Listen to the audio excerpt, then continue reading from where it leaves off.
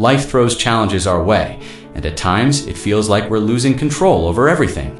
But what if I told you there's a way to stay calm, strong, and unshakable, regardless of what life throws at you?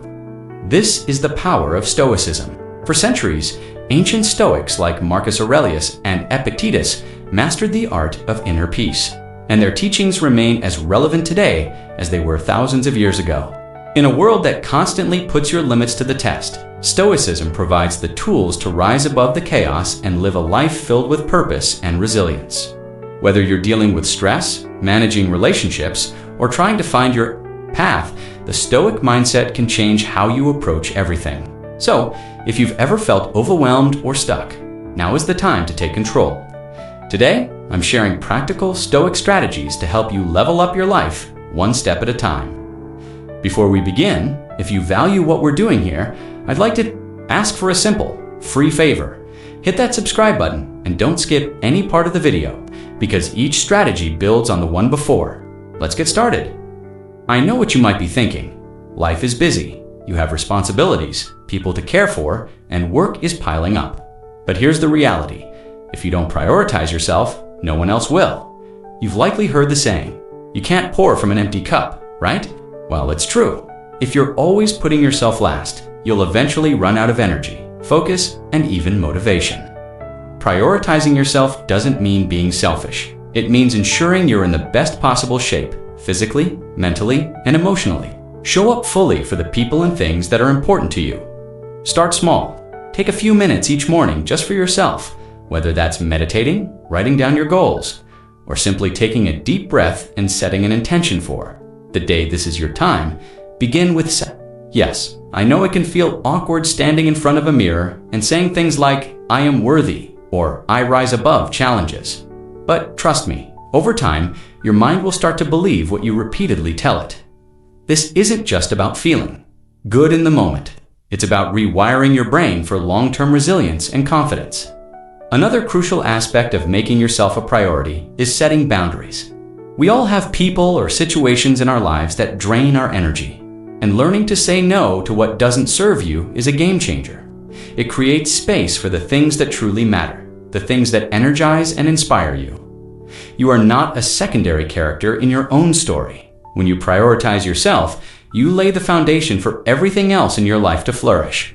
And guess what? The better you take care of yourself, the more you can give back to others. It's a win-win situation. So today, start asking yourself, how can I make my needs a priority? And what small steps can I take to ensure I'm not running on empty? Now, before you roll your eyes and dismiss this as being all about vanity, stick with me. There's much more depth to this than you might realize. Enhancing your appearance isn't about conforming to society's beauty standards or obsessing over every minor detail. It's about presenting yourself as the best version of yourself, and that begins with how you show up in the world. Think about it. When you feel good about your appearance, your confidence gets a boost. And when you're confident, you walk a little taller, speak with more assurance, and face challenges with greater strength. It's not just about looking sharp. It's about feeling sharp. But here's the key. This isn't about perfection. It's about authenticity. Find a style that feels like you, whether that's a sleek suit, a casual vibe, or something entirely unique. It's about wearing what makes you feel comfortable and confident. Your personal style is an extension of who you are, and when you align your outer appearance with your inner feelings, everything falls into place. And let's not forget the simple things: regular grooming, keeping your clothes neat, and standing up straight. These small details send a message, not just to the world, but to yourself, that you respect who you are. This isn't about spending a lot of money or keeping up with trends. It's about self-respect. Stoicism teaches us to focus on what we can control, and your appearance is one of those things. When you take care of yourself on the outside, it often reflects how you're feeling on the inside. And trust me, this isn't about trying to impress others. It's about how you show up for yourself. When you dress in a way that feels true to who you are, you reinforce your sense of self-worth. You're telling yourself and the world, I'm here and I'm ready. So, take a moment to consider, how can you enhance your appearance in a way that feels right for you? Maybe it's trying a new hairstyle or simply paying more attention to how you carry yourself. Whatever it is, let it be a reflection of the confidence you're building inside. I get it. Some days are difficult, and the last thing you might feel like doing is smiling. But here's the thing. Your smile is more powerful than you know. It's not just about appearing friendly. Smiling actually has a direct effect on your mood and brain chemistry. When you smile, even if you're not feeling particularly happy, your brain releases feel-good chemicals like dopamine and serotonin. It's like a small mood boost you can trigger at any time. And the best part, it works even if you have to fake it at first. Now, don't misunderstand me. I'm not suggesting you should walk around with a grin as if everything is perfect when it's not. Stoicism teaches us that life isn't about ignoring challenges, but about controlling our reactions to them. Smiling in difficult situations doesn't mean you're pretending everything is fine. It means you're choosing your attitude in the face of adversity. It's about deciding to bring a bit of positivity into your day, no matter what is happening around you. That small smile can shift your mindset and help you remain calm and focused when things get tough. Here's where it gets even better. Your smile has a ripple effect. When you smile at someone, they are likely to smile back. Even if they don't realize it, it's contagious. Think about how a simple smile from a stranger can brighten your day. You have that same power to spread positivity, whether at work, with friends, or even during a stressful situation. And hey, smiling even changes the way you sound. Try it the next time you're on the phone. People can actually hear the difference in your voice when you're smiling. So, how can you make this a habit? Start your day with a smile, even before you get out of bed. Smile in the mirror while you're getting ready, and try to find moments throughout the day to smile, even if it's just at yourself. Over time, it will become natural. Remember, smiling isn't about ignoring life's challenges. It's about facing them with the strength and positivity that Stoicism teaches. A smile is one of the simplest, most effective tools you have. So, use it. Trust me, it can make a bigger difference than you think. Here's the reality. There will always be people in your life who drain your energy or who don't have your best interests at heart. It could be a coworker, a distant friend, or even a family member. But here's the key. Just because someone is difficult or negative doesn't mean you have to be. You can stay kind while protecting your peace by setting boundaries. Stoicism teaches us to remain calm and centered, no matter how others behave. And part of that is knowing when to step back. Being kind doesn't mean letting people walk all over you. In fact, it's quite the opposite. Kindness is about showing respect to others. And to yourself, you can be kind and still say no when someone is asking too much of you. You can wish someone well, but keep them at arm's length if they are constantly negative or draining your energy. It's a balance between staying true to your values and protecting your own well-being. You don't owe anyone unlimited access to your time or emotions, especially if it's costing you your peace. Here's how to do it. Set clear boundaries with people. You don't have to explain yourself or feel guilty for putting your needs first. It's okay to limit contact with those who are toxic or constantly draining you. That doesn't mean you're being harsh or unkind. It just means you're choosing to spend your energy wisely. Stoicism teaches us that we can only control ourselves, not others. And sometimes the best way to stay in control is to limit our exposure to people who bring negativity into our lives. The beautiful thing about maintaining kindness while setting boundaries is that it actually helps you avoid unnecessary conflict. You're not lashing out or being defensive. You're calmly and respectfully protecting your own space. When you do that, you not only protect your energy, but also set an example for others. People will begin to understand that your kindness doesn't mean you'll always say yes or tolerate negativity. So, the next time you feel drained by someone's presence or overwhelmed by their demands, remind yourself that it's okay to limit contact. Stay kind, but keep your distance when necessary. After all, Stoicism isn't about cutting people off. It's about managing your relationships in a way that brings out the best in both you and the people around you. Boundaries are an act of self-care, and when you take care of yourself, you're in a better position to show genuine kindness to others. We've all been in that situation. Deadlines are approaching. Your phone won't stop buzzing, and it feels like everything is piling up all at once. It's easy to let stress take control, but here's the thing. Staying calm in the midst of chaos is your superpower. Stoicism teaches us that while we cannot control external events, we have complete control over how we respond to them. Stressful situations will happen, but your reaction to them is entirely within your hands. When you stay calm, you keep your mind clear and your emotions in check, and that's when you make your best decisions. Think about it. When you're panicking or overwhelmed, it's difficult to think straight, right? But when you take a deep breath, slow things down, and focus on what you can control, you suddenly gain a sense of clarity. One of the easiest ways to access this calmness is through your breath.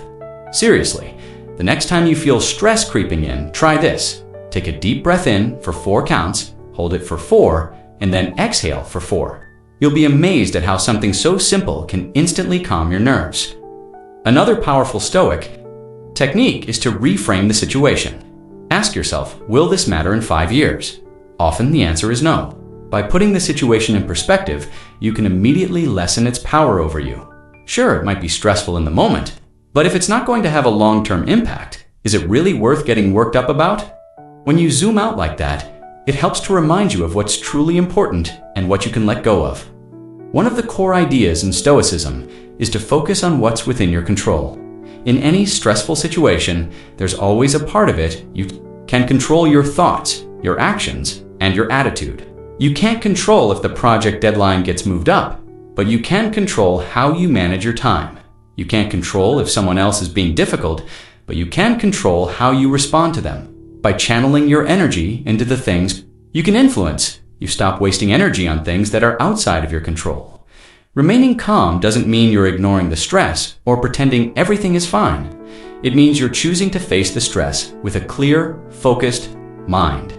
It's about being steady when things around you are unstable. And let me tell you, people notice when you stay calm under pressure. They trust you more. They're drawn to your calm energy, and they look to you for guidance. So, the next time life throws you into a stressful situation, pause, breathe, and focus on what's within your power. Not only will you handle the situation better, but you'll also feel more in control of your own mind and emotions, just as the Stoics taught in a world that is constantly trying to tell you what to do, who to be, and how to live. Setting your own course is an act of rebellion. It's about taking control of your life and steering it in the direction you want, not where others are pushing you. But here's the thing. Setting your course isn't just about chasing your dreams or doing whatever feels good in the moment. It's about aligning your life with your values, those things that matter to you on a deeper level. So, the first step is to get clear on what your core values are. What really matters to you? Is it freedom, creativity, family, growth? Whatever it is, those values become your compass. They help guide your decisions and keep you grounded when things get tough. If you're not sure what your values are, take some time to think about the moments when you felt most fulfilled or proud of yourself. Chances are, those experiences were in line with your core values. Once you know what truly drives you, it's easier to stay on course because you're not being swayed by distractions or other people's expectations. Next, set goals that are true to you. And I'm not talking about goals that look good on paper or goals that others think you should have. I mean authentic, meaningful goals that get you excited and align with your values. Success looks different for everyone, and it's easy to get caught up chasing someone else's version of it.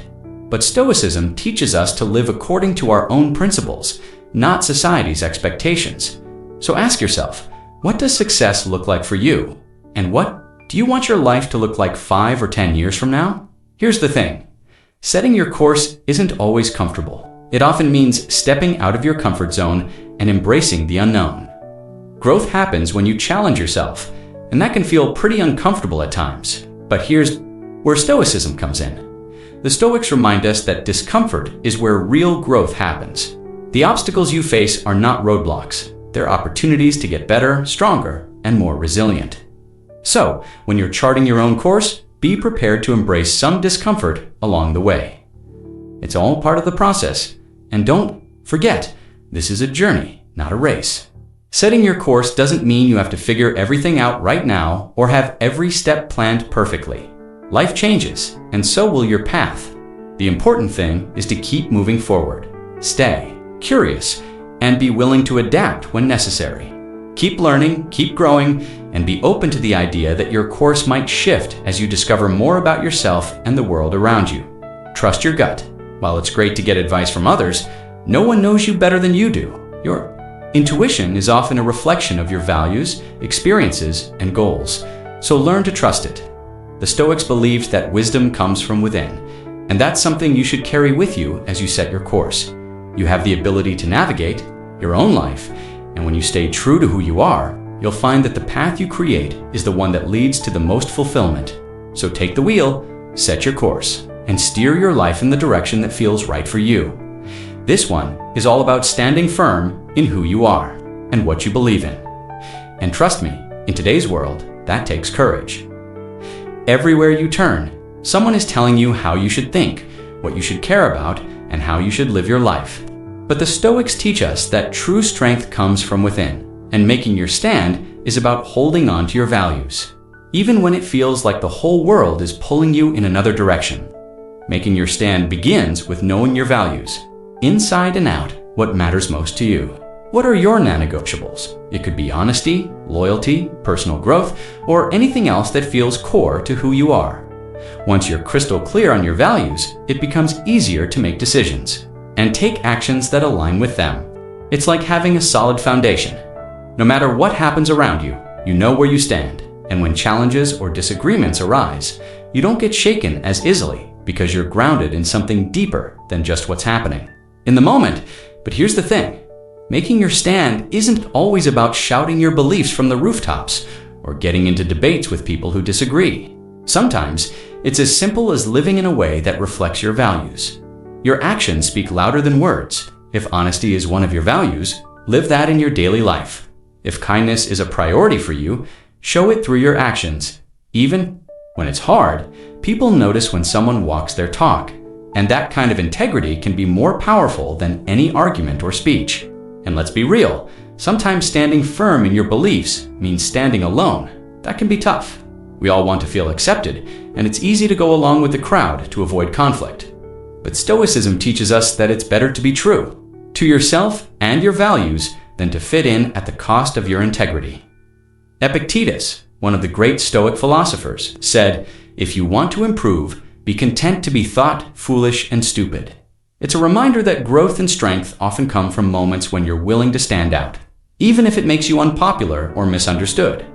You don't have to fight every battle, though. Part of making your stand is knowing when to speak up and when to let things go. Not every situation requires you to dig in your heels. Pick your battles wisely. Focus on the ones that truly matter to you. It's okay to let small things slide if they don't compromise your core values. The Stoics remind us to conserve our energy for the things that really count, and that's a skill worth mastering. So, how do you start making your stand? Begin by getting clear on what you believe in. Then, make small, consistent choices that reflect those beliefs. Over time, you'll find that your actions become an unshakable reflection of your values, and that kind of strength and consistency is magnetic. People will respect you more, not just for what you believe, but for how you live those beliefs every day. And more importantly, you'll respect yourself more. So plant your feet firmly, know what you stand for, and don't be afraid to live it, even if that means standing alone sometimes.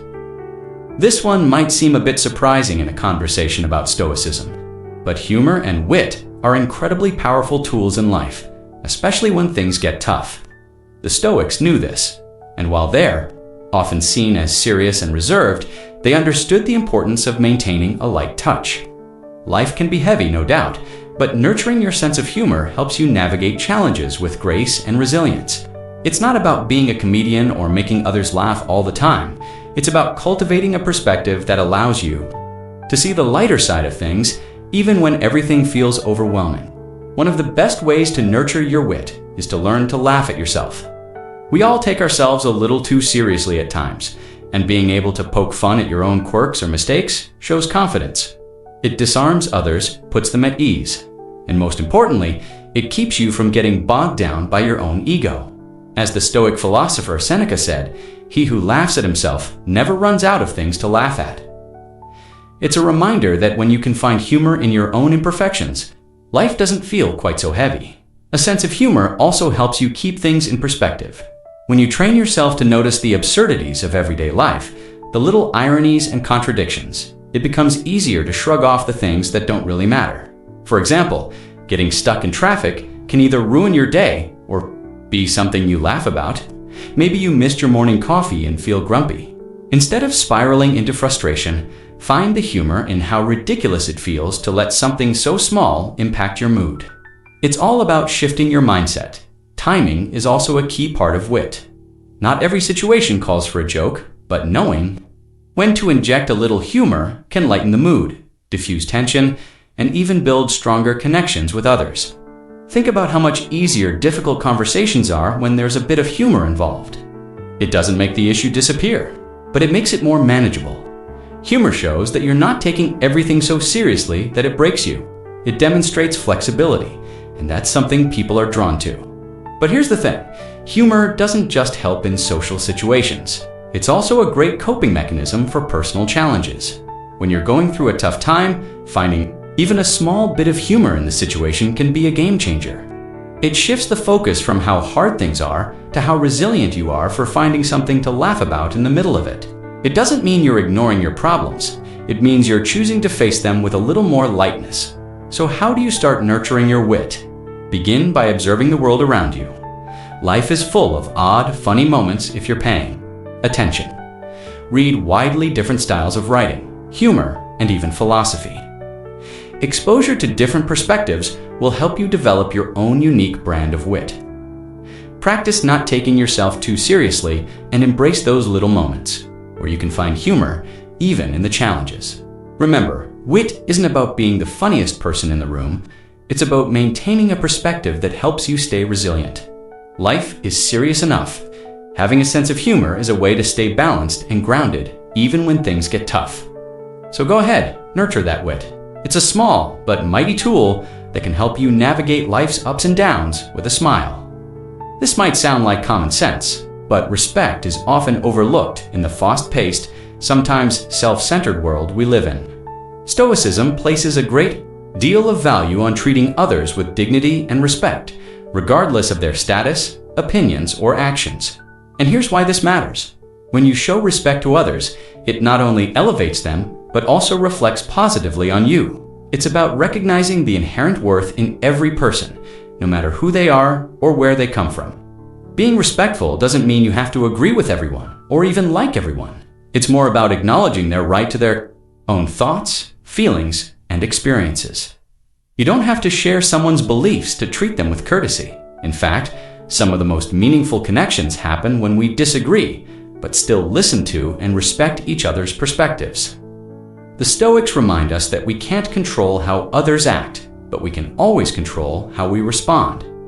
Choosing to respond with respect is a reflection of your own character, not the other person's behavior. One of the easiest ways to show respect is simply by listening. In a world where everyone is talking, it's rare to find someone who genuinely listens. But when you do, it makes a huge impact. People feel valued when you take the time to hear them out, and in turn, they're more likely to show you respect as well. It's not just about waiting for your turn to speak, but about really understanding what the other person is saying. Respect often starts with the simple act of giving someone your full attention. Another important part of being respectful is learning to disagree without being disagreeable. We're not always going to see eye to eye with everyone, and that's okay. But how we handle those disagreements speaks volumes. You can stand your ground and stick to your beliefs without being rude or dismissive. It's all about how you communicate. The Stoics were masters at this. They believed in standing firm in their principles, but doing so with calmness and reason. The next time you find yourself in a disagreement, try to remain calm and focus on the issue, not the person. You'll find that respect can diffuse tension and lead to more productive conversations. Respect also shows up in the little things, being on time, acknowledging someone's effort, or even just saying thank you. These small gestures might seem insignificant, but they add up. They show that you value the other person's time, energy, and contributions. And here's the kicker: respect is a two-way street. When you treat others with respect, you create an environment where they're more likely to return that respect. It's a powerful way to build stronger, healthier relationships in both your personal and professional life. But remember, respect isn't about people-pleasing or being a pushover. It doesn't mean you allow others to disrespect you or trample over your boundaries. You can be firm and assertive while still being respectful. In fact, Part of respecting others is also respecting yourself, knowing when to stand up for yourself, when to set boundaries, and when to walk away from toxic situations. The Stoics believed in balance, and that includes balancing kindness and respect for others with self-respect. So, as you go through your day, look for opportunities to show respect in both big and small ways, whether it's listening more attentively, showing up on time, or simply being polite in a difficult conversation. These acts of respect not only improve your relationships, but also make you a stronger, more grounded person. Stoicism teaches us that we're all part of a larger community, and when we respect one another, we help strengthen the bonds that keep us connected. In the end, being respectful of everyone isn't just about them. It's about creating a better, more thoughtful version of yourself. Setting boundaries or parameters is all about knowing where your limits are and making sure others understand them too. It's easy to get caught up in trying to please everyone or overextending yourself, but without clear boundaries, you'll eventually burn out. Stoicism teaches us the importance of protecting our inner peace and focusing on what we can control. And setting clear parameters is one of the best ways to maintain that sense of control. The first step is knowing your own limits. What are you comfortable with? What are your non-negotiables? Maybe it's about how much time you spend on work, how you expect to be treated in relationships, or even simple things like not checking emails after a certain hour. Knowing your limits helps you stay aligned with your values and prevents you from taking on more than you can handle. It's about creating space for yourself to thrive, not just survive. And let's be honest, if you don't set boundaries, people will naturally push them, often without realizing it. Communicating those boundaries is key. You can't expect people to know where your lines are if you don't tell them, whether it's a work situation, a friendship, or a family dynamic. Be clear about what you're okay with and what you're not. And here's the thing, you don't have to explain or justify your boundaries.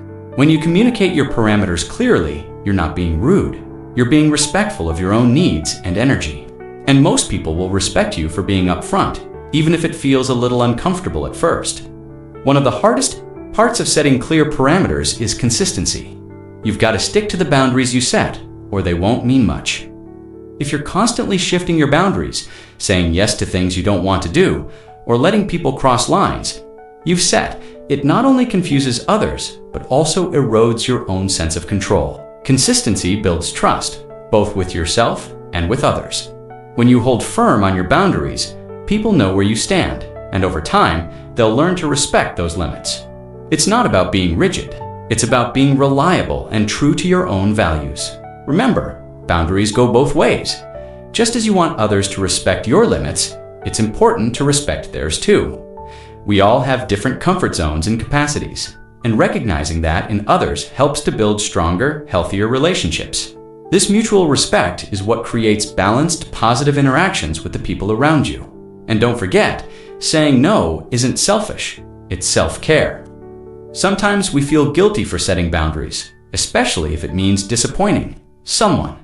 But Stoicism reminds us that we can't control how others react. We can only control our actions. If setting a boundary makes you feel more at peace, more focused, or more in line with your priorities, then it's the right decision. Regardless of how others might feel about it in the moment, in the long run, everyone benefits. When you're clear about what you can and can't do, you're less likely to overcommit, feel overwhelmed, or harbor resentment. And that makes you more present and effective in the things you do say yes to. So here's the takeaway. Boundaries aren't walls that shut people out. They're guidelines that help you protect your time, energy, and peace of mind. They allow you to give your best self to the people and projects that truly matter. Start by identifying one area of your life where you need to set clearer parameters and take action. It could be as simple as not checking work emails after a certain time, or as big as establishing boundaries in a challenging relationship. Whatever it is, make sure it reflects your values and priorities, and don't be afraid to enforce it. In the end, setting clear parameters is one of the best ways to show respect for yourself and others. This might be one of the most important things you can do to level up your life. Negative energy can come from many sources: people, habits, environments, even your own thoughts. And if you're not careful, it can drain you faster than anything else. Stoicism teaches us to focus on what we can control and let go of the things that don't serve us. Cutting out negative energy is about reclaiming your mental space and creating room for positivity, growth, and resilience. Start by taking a good, honest look at the people around you. Who lifts you up? Who drains you? Sometimes we hold on to relationships out of obligation or habit, but if someone is constantly bringing negativity into your life, it might be time to reevaluate how much access they have to your energy. This doesn't mean you need to cut people out completely, but you can set boundaries or limit your contact with those who aren't adding value to your life. The Stoics were all about quality over quantity when it came to relationships. Surround yourself with people who inspire you, challenge you in a positive way, and support your growth. But negative energy isn't just about other people. It can also come from within. Pay attention to your self-talk. Are you constantly doubting yourself, criticizing your actions, or expecting the worst? That's negative energy too. One of the most powerful things you can do is challenge those negative thoughts when they pop up. Flip the script. Instead of focusing on what could go wrong, shift your focus to what could go right. Remind yourself of your strengths and be mindful of the language you use with yourself. Stoicism emphasizes the importance of controlling our internal world. And that starts with recognizing and reworking those negative thought patterns. Another source of negative energy can be your environment. Take a look around. Does your space make you feel calm and productive, or is it cluttered and chaotic? Sometimes a messy or disorganized environment can contribute to stress and negative feelings without us even realizing it. Decluttering your physical space can help clear your mind too. Create an environment that reflects the energy you want to bring into your life. Even small changes like cleaning up your workspace or organizing your home can make a big difference in how you feel every day. And then, habits are where negative energy loves to hide, in time-wasting activities and unhealthy routines. Whether it is endlessly scrolling through social media, procrastinating, or neglecting your health. These habits gradually erode your mental and physical well-being. The key is to be deliberate about how you spend your time and energy. Make a list of your daily habits. What is adding value and what is simply draining you?